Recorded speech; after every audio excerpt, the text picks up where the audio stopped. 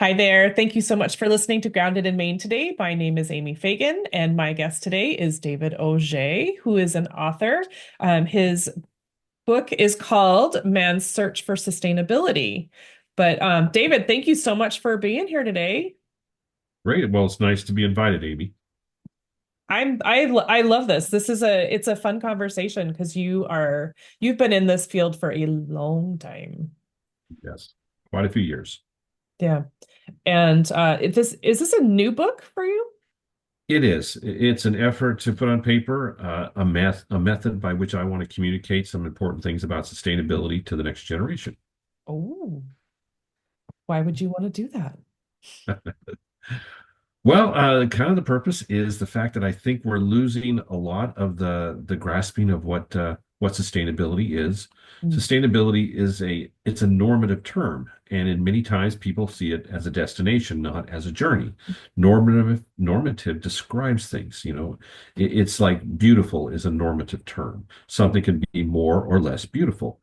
Well, the same thing with sustainability. It can be more or less sustainable. Mhm. And by writing a book, Man's Search for Sustainability, I hope to prompt the discussion, the development of thought around seeing this thing as a journey, seeing this concept as a journey and not as a destination, not as the next project we just completed and let's go have lunch. Let's take a step forward in the concept of sustainability, understanding it in that fashion as opposed to something else. Oh, wow. And so okay, so tell us about the book. Like you were saying that there's a connection to another author as well, but so you're just you want to change sort of the path of how do I want to word that? The path of how we are I'm going to stop talking for a sec. You tell me.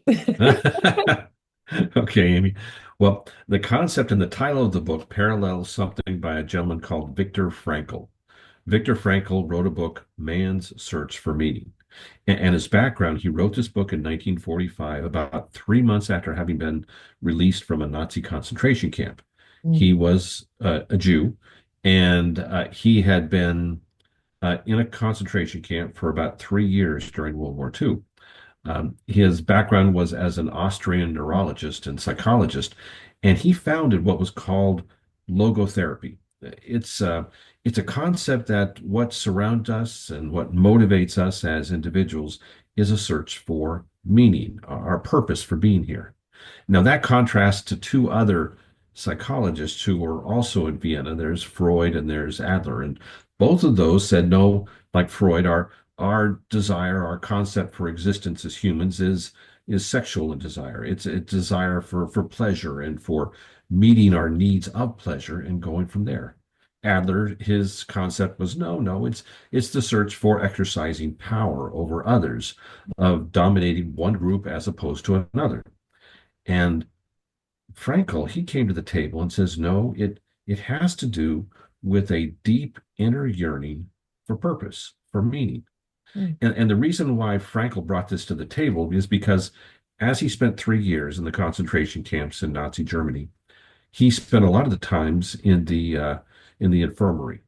He was an identified doctor, so they would take those individuals and place them into the infirmary to help the prisoners of those concentration camps either recover or ease their way to an eventual death if it didn't happen that Mm. the more horrific idea of going to the ovens were in place. But what he found is that those individuals that were in the infirmary, some of them had this innate desire not for sex, not for power, but for purpose. And Mhm. that's where that was the fruit of his book. There was this desire to find out something that they had to produce. They were a doctor and they had to bring their latest idea to the table so that it could be used by the medical field, or a book that they needed to write, or perhaps there was someone, a wife or a child that was in another concentration camp and they just had to live through this whole horrific experience to see them. Mhm. Or third, and this is the one he capitalizes on, or third, they saw that there was a meaning bigger than themselves in the whole ordeal that they were going through. And that's where he spends a lot of time in this book, Man's Search for Meaning, in his focus. He says there's something bigger out there. You see, both his father died in a concentration camp or in the ghetto. His brother and his mother died in Auschwitz. His wife in Bergen-Belsen. His sister was able to escape. So after the entire event took place, after the entire horrific experience, he came out and he wrote this book. Wow. And it was this book, which I read, I found, this is it. This is the tie to sustainability that I think if people could bring to themselves, they may be able to step forward. Because these individuals in those infirmaries were asking the question, should I sustain my existence for one more day in a situation where everything around me wants me dead? Hmm. And even if I don't make it, and I leave this infirmary and go back to the barracks, there most likely is going to be something placed in my path in the next year, 2 years, however many years, that is going to have me die. So that's where he kind of brought it to the table. And I thought, wow, what a fascinating way to bring the concept of sustainability, because most people say, well, we need to have clean air, clean water. We need to have an environment around us for the sustaining of another day, for our next generation, for the next 100 years. It's a concentration camp concept in many ways. We're looking at a restriction of the resources, just like in that case, it was your life, that we have to look at in in that fashion. And so anyway, I thought, wow, there's a good parallel. Let's see what we can do here with this concept placed on the table and then brought forward for people to consider. That's fascinating. And I think I totally get that. Like, it's not necessary, like you were saying, sustainability is not the end goal. It's like the journey, right? Mhm. Like you need to take on that purpose of sustainability, not necessarily shoot for that goal. We just need to be um tell me if I'm getting this wrong. Like I feel like it I feel like I'm getting it, but I might be misunderstanding. But like, if we're all taking on some ownership of this and it's about the journey, not necessarily the end game or That's right. Right. One of the things that Frankel brings forth in his book, and I included in mine, was the fact that if you sat down with a chess player, and it was the most fantastic chess player on the planet, and you looked at the chessboard and the pieces had been moved, you were halfway through the game or whatever, and you said, what is the best move that I can make? Well, the only perspective he would have is the fact that, well, there are multiple best moves. It depends upon the array of pieces that are moving one way or another. It's not that simple as this is the pawns or the rook or the queen. There's something that each one of them brings to the table, brings to the board. And as a master chess player, what they have to do is look at the entire situation upon which the next step is. I'm making sustainable decisions right now at my age. I'm still employed, but I'm getting close to retirement. There's decisions I'm making about the sustaining of my life, my family, the town of which I live in. The same as yourself. You've recently moved. Your relocation has resulted in your making decisions about how to sustain what you see as valuable into the next step. Mm, That's what the man's search for sustainability, because it's not a single that's it. It's a larger picture of a number of different things. sure. Like a series of steps. Right. And so you're a chess player too? I am not the best, but I enjoy it. Okay. What do you not do? You used to ski, you're chess player. Oh my gosh. Like all these are super, skilled things. You're like, yeah, of course I do that. Sure. You're you're you're making me blush if I can even do that with this terrible lighting that I'm standing in. But yeah, thanks, Amy. Oh gosh. That's really fascinating. I mean, I know nothing about chess. I mean, I watched the Queen's Gambit, but that's it. But I that makes sense too. I mean, it's not like one particular step. There's a series, so you have to have like a not necessarily an end game, but like you have to have an idea of like what you're going to do after that one, and then if that person plays blah blah blah. which I don't know Right. anything about, but like you have to be thinking like 3 steps ahead, sort Hmm. of. Anticipating what their move might be and their skill and Yes. their particular bent in how they play. The same thing here with sustainability, making decisions upon which where you're at that particular time. Wow. Yeah.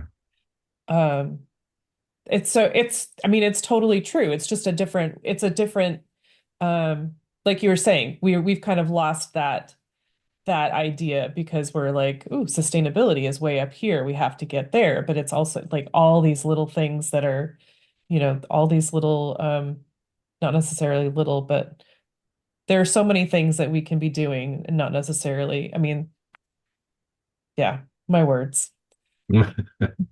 Yeah. You Well, know what and I mean. yes, I do. And what I'm trying to do, I guess, Amy, in this book is say let's observe things. Let's observe them before we go to application, because the steps of learning and applying things first start with observation, Mm, then interpretation, where you find the general rule based upon what you've observed, and then you apply it. Then you take the step, the appropriate one in the situation that you're in. Well, if you don't spend that time in observation, you just scurry all the way to a quick interpretation and then you start to apply things, you may have it wrong. You may not have gathered enough information for you to adequately understand the situation you're in. You had told me earlier about bringing chickens into Virginia and the fact that they had to receive shots before they arrived there. Well, that overarching requirement to bring chickens shots before they enter the city, the state okay. of Virginia, is something that the state of Virginia has put into place, almost like a chess game. And you have to make a decision. Do I transport the chickens in? Do I not transport them in? What's the health situation? What's the risk that's here? Did I Is play it more chess, sustainable? David? Did I play Ah, chess? you Not were knowing, actually, yeah, not knowing it. But of you were course, making not it. knowing Amy. But I That's mean, once fun, again, that's the observation before you then had to make a decision what you're going to do and why you're going to do it. And right? you seen Virginia made the state of Virginia made these decisions about shots. Well, you have to interpret, well, there's a rationale behind it. And they're not just willy-nilly saying, it's Amy. Okay, tell her she needs shots for the Right. chickens that are going to come to the state. Right. Oh my Yeah. gosh, that's really funny. That's really funny. I mean, I literally just last week I got a phone call from the state of Maine and they were like, they said something about paying something out of some grant. I hope I'm not going to get them in trouble, but like they they shredded my check Oh, to great. pay to pay for something because they were like, it's like 33 cents per chicken, but you paid 26. I don't know. Like it didn't make any sense to me. And they were trying to figure it out. And they're like, it's going to be like $2 and something. We're just going to shred your check. And like you overpaid by a lot. But that that has nothing to do with this conversation. It just came up. It was in my brain. But yeah, this you were saying, they saw me coming and they were like, we're going to tell Amy that she needs to get all this stuff done. Mhm. Yeah. Or you say, well, maybe I can observe that they're doing this with everybody, and there might be some rationale. They had to interpret that chickens coming into the state of Virginia were a concern, and therefore that's why they've applied this rule, and you had to follow suit. Right. Um, oh my gosh. I love the story. I mean, I need to get that book.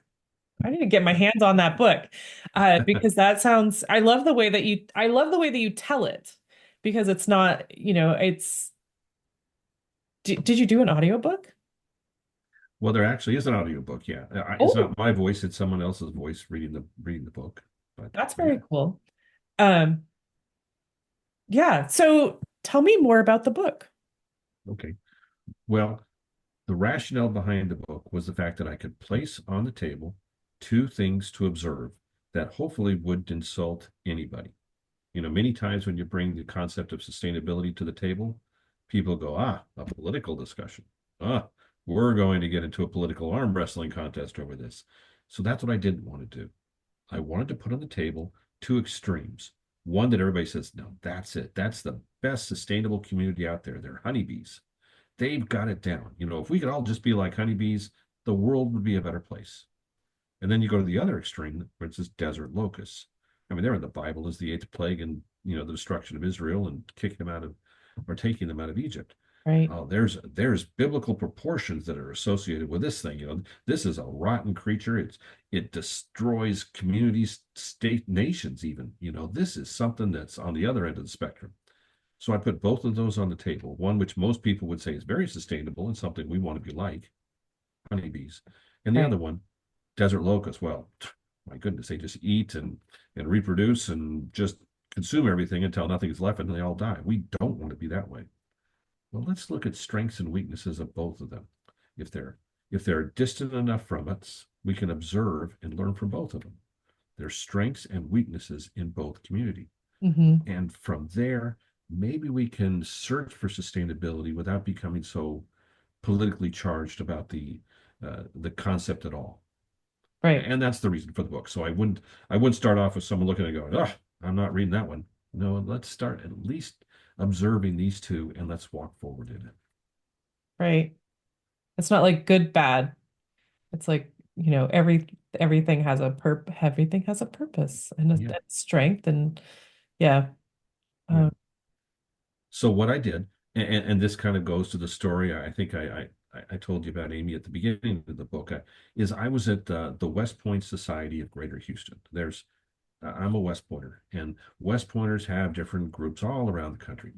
And they're usually young officers, sometimes older officers, and we meet for lunch and we have conversations. And many times there's individuals still in the military, sometimes it's retired, sometimes it's parents who are there because their children have been nominated to go to the academies. Anyway, I was in Greater Houston in 2001, November of 2001. It was a couple months after 9/11. And we had an expert at that luncheon who was talking about what we were probably going to have to confront in the Middle East with this most recent attack and in New York City and the Pentagon and what have you, and wanted to give us some things to think about. And he said you can kind of justify or explain the frustration we were going to have as a country by understanding two words. And he said those two words are its history. I guess it's a contraction of one word, so it could be it is history, but it's history. So its history. He says if you're a Western mindset, if you're American, its history in our vocabulary is a way of saying it's irrelevant. mhm. It's history. Don't worry about it. It's water under the bridge. We just don't need to concern ourselves because it's history. He says in the Middle East, you're going to find out that the word its history means it is relevant. What has happened in the past has given us a point from which to make decisions now and go into the future. And he said, because of our lack of appreciation for observing the past, we as a Western society are going to be confronting an entirely different approach to the history from this point into the future. Mm. And I had friends that found themselves over there for a long time in Afghanistan and Iraq, who pretty much said we fought a 1 year war 20 times. We had a concept of what we were going to do in the next 12 months. And then after 12 months, it was like, this war's still going on. And we did the same thing again for 1 year. Oh, it's still going on. And what happened was, according to, and as I saw it from this particular speaker, that we were looking for a short-term gain based upon the idea that its history really doesn't matter. But it does matter, and it does bring it to the table. So my book says, let's do some observation about things in the past, things that are of a larger focus than just thinking all we have here is a bunch of raw material of which to move into the future. Let's go into the past and look at these. So it's not just to look at history, but also to look at these communities and what they can teach us. Mm. Yeah, I mean, there's so much to learn from what has happened in the past, for sure. Right. I mean, there are so many things that we do now that we didn't do, you know, decades ago, but there's a reason why, like because Mhm. we've learned from things, but to say that it doesn't matter just seems like irresponsible, sort of. Or short-sighted in a lot of ways. Its history has become something of well, just just ignored. We've had so many technological advances. We've had so many changes in the way we do things. I mean, you and I are talking, states away from right now in front of a computer screen. 100 years ago, this was not even conceived of, but we can do this. Now Mhm. that gives us some technological advances, but it doesn't give us, or it might strip away from us the fact that we're still two people talking. We're still two individuals trying to communicate an idea. Right. That's something 100 years ago might have happened a little more successfully, just because I don't know, they had a chance to see each other face to face. They didn't have a wall of just the two-dimensional screen that we're currently looking through. Right. Totally. Oh, jeez. Okay, so we were talking about bees and locusts and learning from their strengths and stuff like that. How would we like correlate that to us? Okay, well, in the book, what I do is I look at stress, um, managing work, making decisions, communicating, maintaining balance. What I do is I say there's strengths and weaknesses in each one. Let's look at the concept of stress. Okay, a beehive is extremely ordered. They handle the stress of the situation through a very structured organization. There's a queen, there's a bunch of workers, a very small percentage of drones. They have about 4 to 7 different jobs. They hold those jobs and complete them, whether it's cleaning up the hive, whether it's nursing the young, whether it's working their way into foraging or the processing of honey or pollination. They do it in a very structured fashion. The queen lives for between 2 to 5 years. The workers live for about 6 weeks. That structure gives them strength. And, and that order allows them to handle stress because as stress happens, they communicate with one another. The queen will pretty much give a direction. The worker bees will communicate that there's an attack at the door of the Langstroth hive, the box that most people see that the bees are maintained in. Mhm. They'll understand the fear pheromones of who's attacking, and they'll attack at certain spots. That structure gives them the ability to handle stressful situations. For example, if it gets real hot, they'll actually get their wings and will get water and they'll actually act as a cooling source for the inside of the hive in very hot temperatures. If it's cold, like right now, they'll actually vibrate the back portion of their muscles, which will heat up the inside of the hive, maintaining the temperature about 93 degrees at all times. Dang. So now let's go over to locusts. Okay, locust stress is a good thing. When a locust was actually, and I talk about this in the book, a locust uh, was a grasshopper. A locust becomes a locust because of a phase change. Boris Yurov, who's a Russian entomologist, brought this to the table, to the surface for many people to understand about 1920. He found out that in stressful situations, a grasshopper, and in this case, he was in the steeps, the mountains of Russia, will, with time, usually through a few generations, become a locust. Instead of being at night and green, having a small brain and certain muscles, it will change to a very yellow insect. The color will change. It'll stop working at night. It'll go and start to operate during the daytime. Its brain will increase by a factor of about 30%. It'll become such an insect that it will group together and work together in going forward to consume everything that's in sight. Stress is a benefit to it because the stress actually makes it stronger. It makes the community stronger. It makes it reach out and be almost something that, as a single nation, we can't contend with. In fact, the United Nations, one of the first successful organizations they put on the map, was an effort to confront locusts as an international group because locusts they could care Oh, less if they're going to a national boundary, they'll go right over it, but they had to, with the United Nations, be able to fight it across those boundaries to continue to contend with it and finally suppress it. But wow. stress is good for them. It gives them growth. Stress for bees is difficult. They have the order, they'll contend with it. In some cases, they'll lose. Uh, the the stress that hits a locust, they'll probably not lose. Stress will actually be to their benefit. So anyway, that's what I do in the book. Wow. Mainly, I take communication, I take stress, I take balance, I take work allocation, and say, let's see how they do it. Let's see the strengths of their efforts, and let's see the weaknesses of their efforts as Mm. well. I keep thinking when, as you were talking about the locust, I'm just thinking about people that do really well under pressure, like that type Mm, of thing. Like they just really thrive with the, like deadlines and stuff like that. yeah.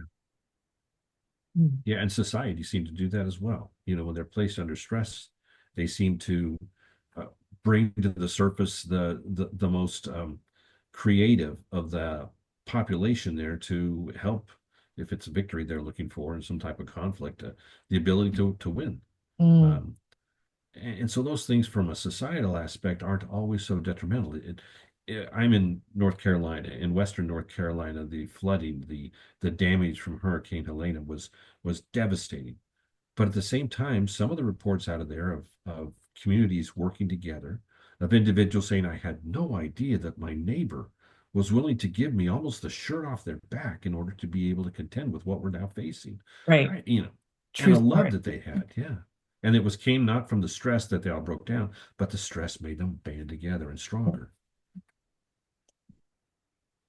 100% true. Yeah, totally. I mean, it's so interesting because I think that you and I had had this conversation about bees and locusts too. And I just think, bees have that order and they have I guess I'm just going to go with order, but, The uh, caste structure. Yeah. yeah, but they like also they're very fragile. Like they're Mm, very fragile and they require our help to contain them and to keep them safe. right. So as much as organized as they are, they still need,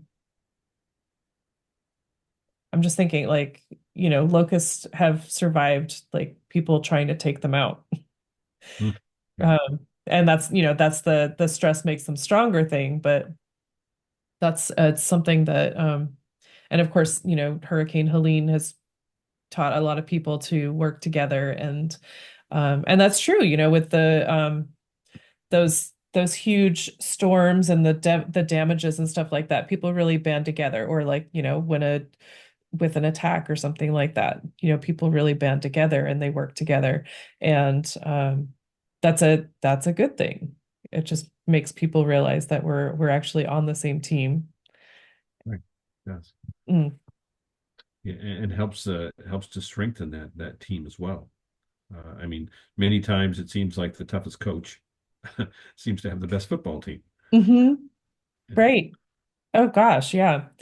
Uh, was there more that you wanted to touch on from the book on that?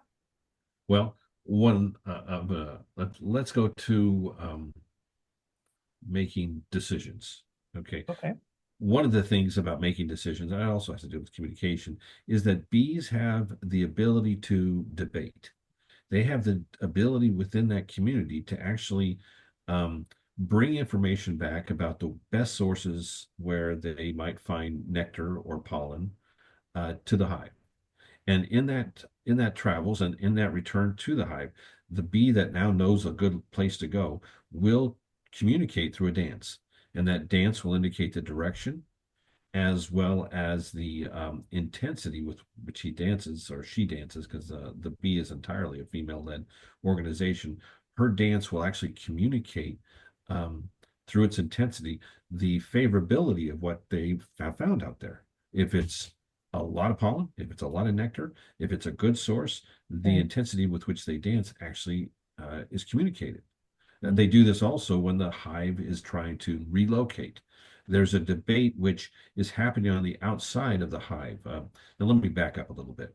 Okay, for one hive, that is one collection of bees, to become two, for that one little community, if you want to call it a city, to become two little cities, they have to leave the hive, and they do so usually in the springtime with about 60% of the bees and the older queen, she leaves with them, and they hang around on a tree. And they'll do this between 24 to 72 hours. They will be a ball of bees that are staged for the next step of relocating to a new home. Okay, so now that they're in this ball of bees that people say, oh my goodness, I've got to do something with it, there's actually a debate taking place within that ball. a certain number of those foragers are going to act as scouts, and they're going to start to look for the best place to create their new home. Right. They'll do that by flying away, just like they were searching for nectar or pollen, and looking for a location that's usually a tree trunk that has a small opening, the opening going to the south, usually about 15 feet in the air. They would like it to be dry. They would like it to be have in there, perhaps some comb where a previous, hive was Right. located. Yeah. And then they'll come back to that ball of bees and they will do that dance on the outside of that ball.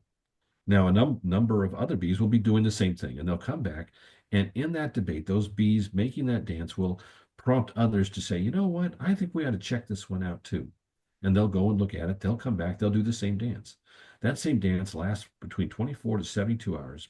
And the intensity with which that dance follows will gradually die away. It's it's a it's almost as if every single time they come back, they're just not as excited as they were the first time. It's called leakage of information, is the way most of the entomologists kind of describe it. Well, that leakage of information is going to make it so eventually there's only one dance happening on the outside of this ball of bees, and it will convince the rest, which is usually about 99% of them because they haven't even seen it, that, this must be the best choice. Then, as a mass, they will fly almost like a school bus, because that's the way they do so, from that location to the new home, which could be as far as 2 to 3 miles away. It's a fascinating ability to communicate, ability to debate, and ability to move a group based upon, not the parochial interest of the decision, but upon leakage of information and an eventual giving of this idea is not as good as this one to finally make a decision of where to go.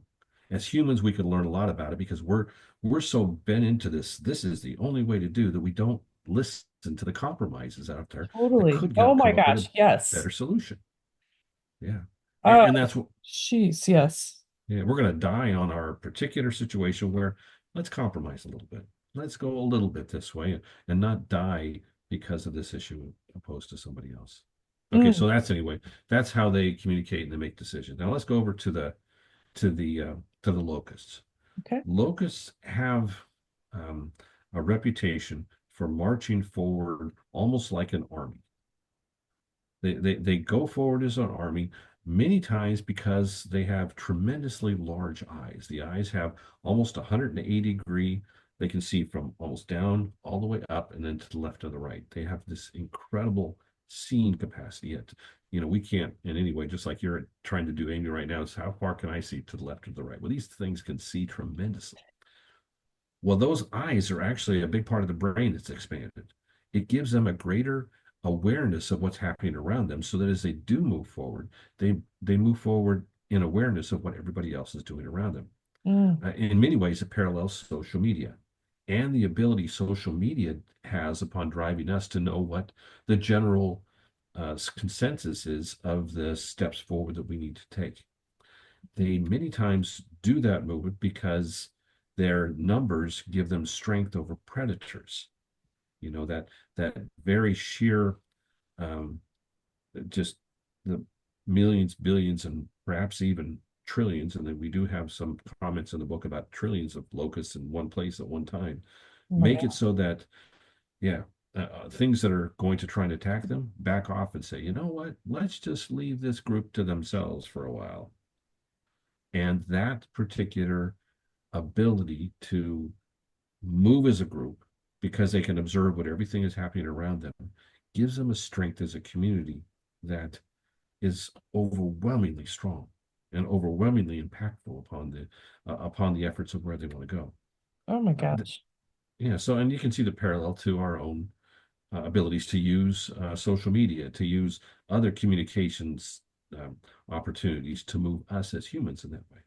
So anyway, those are strengths that they both have. Of course, they both have weaknesses too. The Mhm. fragility we talked about with bees, the fact that sometimes you wonder just what is driving these locusts. Is it really just reproduction and food? That's kind of a low, uh, Isn't it though? yeah, common denominator for them to be doing whatever they're going to be doing. But yeah, it is something. Hmm. That's fascinating. Now, how did you choose bees and locusts? Like, was that something that you've been researching for a long time and you were like this?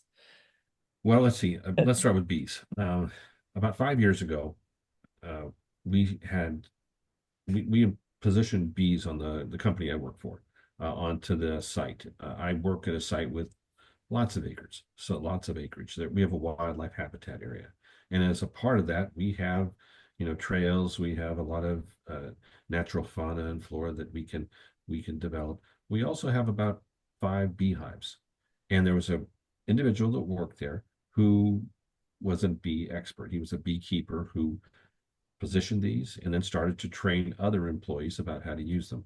So through about 2 years of that, I decided I'm going to do this at home. I think I've learned enough that I can do this by myself. And so I purchased a nuke. That's a grouping of honeybees that are 5 frames long, and you can anyway. They're already somewhat established. Brought that home, and I started to develop and learn about bees myself. Now, Mm. why did I get really interested in it, Amy? Amy, the uh, like any situation, we're pretty foolish and stupid when we first get into it.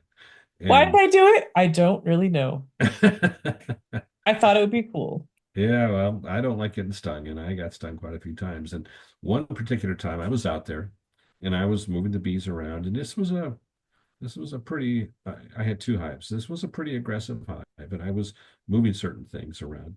And all of a sudden I started getting stung on my ankles. And I just had tennis shoes on, some jeans, and the normal covering that you would have if you're a beekeeper. And they were stinging me on my shoulders. I got stung on the face. Anyways, I was in a mess, and I went inside. I couldn't walk for about the next 2 or 3 days. And I thought, I'm either going to end this misery with a baseball bat and go out there and just, crush the box, let them go figure out wherever they're going to live. It's not going to be in my backyard.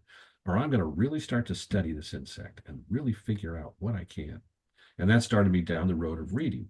And Mm, then I read a book where someone just kind of they were comparing bees and locusts, and they just poo-pooed locusts. And I thought, I don't know that much about locusts.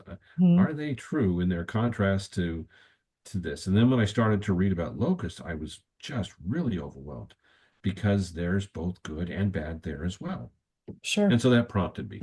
Actually, the being stung on my ankles and my ankles swelling up like you wouldn't believe was almost the end of this whole effort.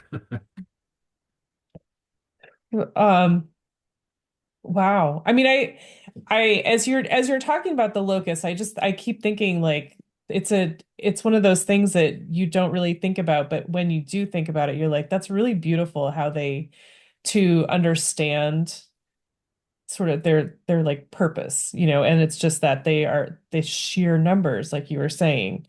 Mhm. And they don't seem like they're good, but they have strengths that we just don't understand because we're Right. so like black or white in our world. Mhm. Hmm. We don't try and get into the community that they have. If you're a locust, you don't like humans because we're coming at them to kill them and Right, destroy them. right. But if you're a locust, there are certain strengths that they have that we could learn from. Yeah, true. I mean, there are things like, I mean, I'm gonna use ticks as an example because I just don't see any purpose for ticks. I think they're just evil.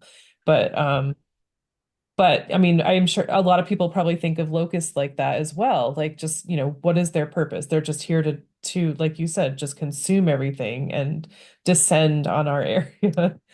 Um, and so that whole like good bad, like they're just bad. There's no reason for them to be here. But we can really learn from them if we think about that. And that's one of the things that I bring up in the book about something called Rocky Mountain locusts. In the United States, we do not have a locust species. We don't have a grasshopper that phases into a locust like the rest of the continents of the world. But Mm, we did. We had an insect, and it was a grasshopper that could turn into a locust, and did so up until about the 1890s. But in the 1870s, there was a gentleman named um, Childs. He was called Alfred Childs, who was a medical doctor in Nebraska, and he observed a locust swarm flying over the state of Nebraska and descending upon a few states nearby. He had the instrumentation as a meteorologist to find out that that locust swarm was approximately 110 miles wide and a mile thick. And between June 15th and June 25th of 1875, it flew over his head at about 10 to 15 miles an hour for a Oh my 10-day gosh. period.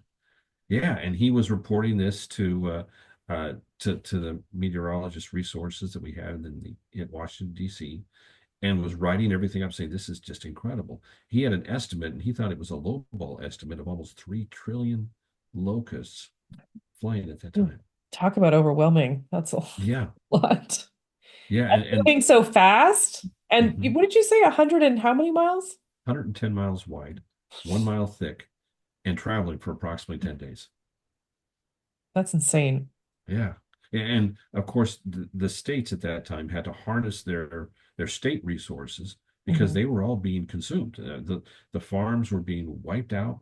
They had to find some ways to fight against this, and a lot of it had to deal with the fact that prior to our using this as a farming territory. The Indians used it for the grazing of buffalo as well as the consumption of these locusts. Locusts have about 50 to 60% protein. They're very much like a shrimp. And when they die, and they die after 5 to 6 months and can be just easily swept up and dried and eaten, they would provide a higher protein content in the diet of the Indians than the buffalo would. And they would be significantly easier to gather. Anyway, Well, sure. With those yeah, numbers, 5, 6 months, yeah. that's a lot of bugs. Yeah, yeah. And anyway, as you think about the bad part of it, this is actually the good part of it. They were a part of a staple diet that they could use, and also some of the things that even in Africa with the desert locusts, there's a bad part about it. I mean, they do destroy standing farms, but they were found to provide a protein enriched diet to those people that could wisely collect them and eat them Hmm. after the insect died. Now, do we want to eat them? No, I don't think so. But you could see that people looking at the opportunities out there said, well, there's no wheat left. There's no barley left. There's Right. nothing in the I fields mean, left. it's happening more and more. I know that there have been like insect tasting evenings and stuff. I know in Maine there was one, but there's a lot more talk of that with um, the protein issues. Yeah. Hmm. Wow. So anyway, I kind of bring that out in the book too, because I'm trying to get people to look at these two extremes and not just say, well, I got that. Let's go about it. Let's observe and then we can interpret and apply. Hmm. Because as this journey of sustainability moves forward, we need to look a little deeper than we routinely do. We need to delve into what's been presented to us on this planet and is sustainable or is being propped up as being sustainable so that Hmm. we can make the right decisions. True. Yeah. I mean, it's just it's an interesting, I always say angle, but that's the only word that I can think of, but like it's just a really different way of looking at it. And I think it's really important. So I appreciate you bringing that up, Yeah. and writing a book, of course, because it's just like, I mean, like we were talking about, like we're just so black and white. You're either good or you're bad, and we're always at each other to figure that out. But there's also, there's so much that we can learn from each other and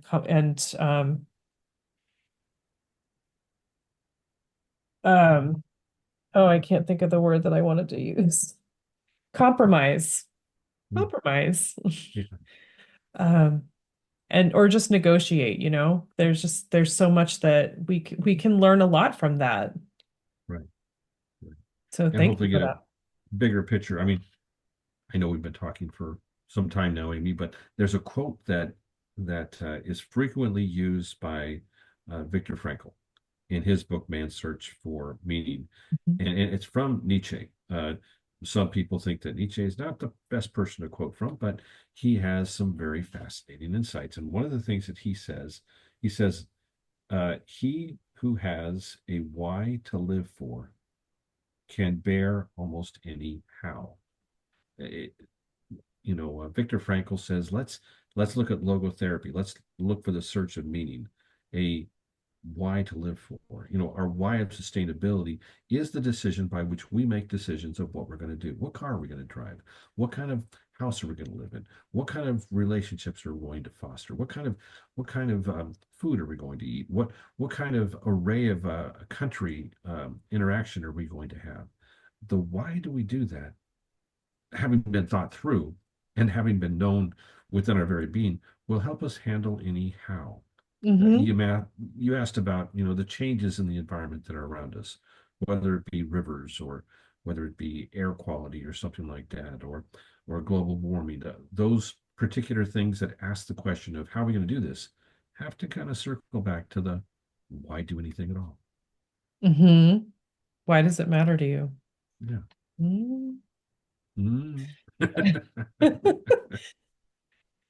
Oh gosh, it's actually really deep, and I appreciate that you bringing that up. My goodness. Um, so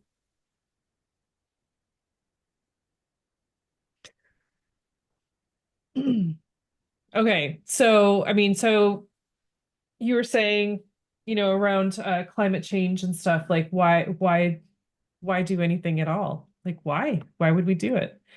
Um, and so this book is, you said this is sort of, it's geared toward the younger generations ish, that it's a point that needs to be made because some of us are kind of stuck in our ways and not interested in um, doing anything, but people need to be educated on that, and we need to find our um, like our source, our power, our meaning. Mhm. Um, whew, okay. Yeah. It's really deep, and I love that. Just to it's more than just like recycle, man. It's like why do you feel like you need to do that? What's the purpose of that, and what are we doing here? Yeah. Hmm. Why are we doing it? And that hopefully will be prompting the question. Let's do some observation before we jump through interpretation to application. It seems to be those three steps need to be followed, and I'm trying to get back to observation. Let's slow Hmm. down and look, and then we can determine and find the general rule, the why, and then apply. Ooh, I love that. So important. What a great topic. What a great topic for a book, man. I'm so glad that you did that. Thanks, Uh, Amy. and so just in the interest of time, my goodness, it's fascinating. I mean, who would have thought bees and locusts, when we're talking about sustainability, but this is so fascinating just to think about. I mean, when you're saying, like, just like slow down, let's think about this, and using that as an example.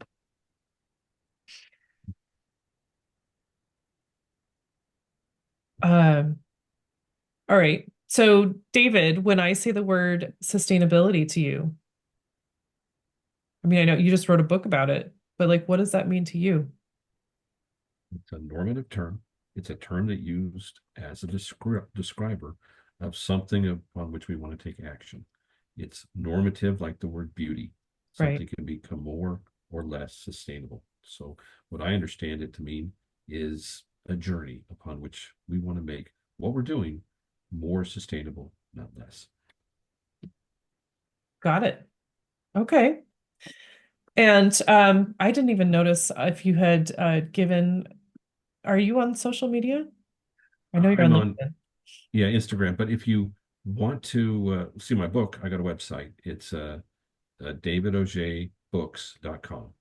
And I'm hoping this won't be my only one. You and I have talked about Breckenridge, Colorado, and I've got relatives that are, you know, were in that town many decades ago now. But there's something about that I think we could learn under the umbrella of sustainability as well. A small mining town where most people went into that town for the sole purpose of getting gold and then getting back out. I mean, you're at 9,700 feet above sea level. You know, who wants to live there all their life? They usually want to get in and get back out. But that town stayed. And that town had a certain dynamic that I think we could learn from. Once again, most of us weren't alive. Well, I don't think anybody was alive in 1890 that's still alive now. But that town can shed light on what they did to remain sustainable and to, as a result, still be around today. Of course, they're skiing today. They're not mining, but it's still there. Totally. Yeah. Um, okay. So, I mean, I'll have the link to the book, to your website, I should say. And I definitely recommend you guys look into this some more. I will be doing that as well. Um, but so you're on Instagram. What is your Instagram handle, David? It's Auge 305, AUGE 305. That's very mysterious. Yeah. I know I probably should say something about the book, but that's what it is right now. That's okay. Cool. But I will have links to everything in the show notes, you guys. And I hope that you've learned something here and it's given you something to think about. It just is it's a different way to think about a lot of things. And so, David, I really, really appreciate all the thought and all the work that you put into this. And this is fascinating. Um, Well, but thanks, Amy. thank you Thank for you for hanging giving me the out. opportunity. Yeah. Absolutely. Oh my gosh. And if when you write another book, we'll do this again. Okay. Sounds good. Awesome.